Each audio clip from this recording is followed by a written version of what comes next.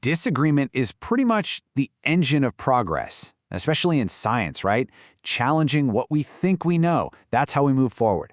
But what happens when those challenges create a divide that's so deep it feels, well, impossible to cross? Today, we're going to dive into that very question. And this idea right here, this sense of humility, it's absolutely central to our whole discussion. The journey of scientific discovery, it isn't about being right all the time. Not at all. It's about constantly questioning the very things we believe to be certain. This quote is a great reminder that even the most brilliant minds are, and always will be, students. Which leads us to the big question. When people who have spent their entire lives dedicated to reason and observation look at the exact same universe and come to totally different conclusions, how do we move forward? Is it some kind of battle that needs to be won, or is it something else entirely? Okay, so the source material we're digging into frames this challenge by basically identifying two broad camps within the scientific world. On one side, you've got what's often called mainstream science. This is where you'll find the big, widely accepted foundational ideas, like relativity and the Big Bang. Then on the other side, you have thinkers with alternate views, people who, through their own study and logic, are questioning parts of that established picture. Now, what's really fascinating here is the dynamic between these two groups.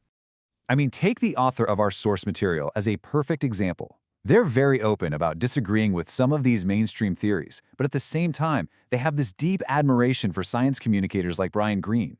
It's such a powerful point. It shows that you can disagree with someone's ideas without losing respect for them as a thinker.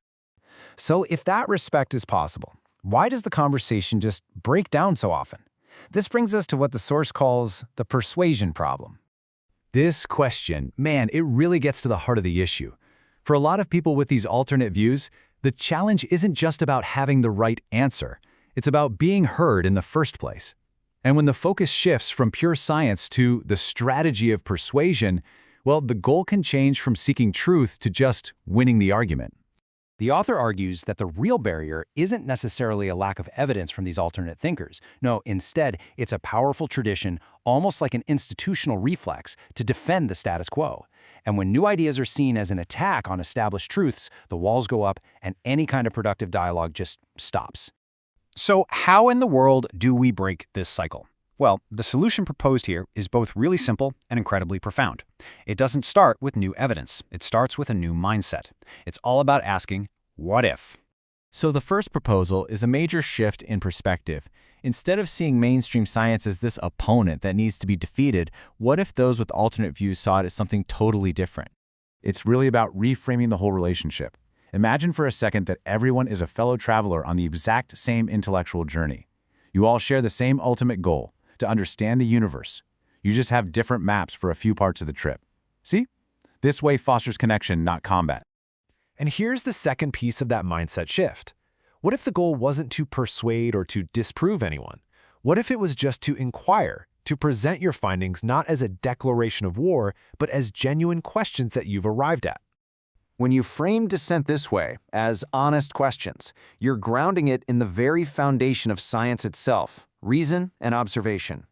It's no longer an attack on a person or an institution, it becomes a contribution to a shared process of discovery. Now I know what you might be thinking. This all sounds a little idealistic, right? But the source makes a really compelling case that our moment in history, right now, is uniquely perfect for this kind of change. Just think about it. For thousands of years, sharing complex ideas was a slow, incredibly difficult process. From stone tablets to the printing press, every step made it a little easier, sure. But the shift to our modern, digital world, that's a true quantum leap. The internet gives us a tool for dialogue that is completely unprecedented. We can share, debate, and refine ideas at a scale and a speed that was just unimaginable for pretty much all of human history. We have an opportunity that past generations of thinkers could only dream of. So what does this actually look like in practice? Well, the source outlines a vision for a new kind of forum, one that's built for this new era of communication. The main goal is accessibility. Let's be honest, science can be really intimidating, right? It's filled with jargon that can feel like a huge barrier. So the vision is for a space that breaks down those barriers, making complex ideas understandable to anyone who's genuinely interested, no matter what their background is. And here are the basic rules of the road for it. First, it's about laying all the cards on the table, presenting all the evidence for and against an idea. It's about using clear language, not confusing jargon. And most importantly, it's not about telling people what to think. It's about empowering them to look at the evidence and decide for themselves. And this right here, this gets to the core philosophy. Progress isn't born from everyone agreeing all the time. It's born from rigorous, respectful, and open discussion. In a model like this, disagreement isn't a bug, it's actually a feature. So, when you boil it all down, the path forward is a fundamental shift in perspective. It's about moving away from this zero-sum game of intellectual combat and moving toward a collaborative model, a shared journey of discovery that we are all on together. And that really leaves us with a final thought. And this isn't just about scientists. I mean, we live in a world that is full of passionate disagreement on every topic you can imagine.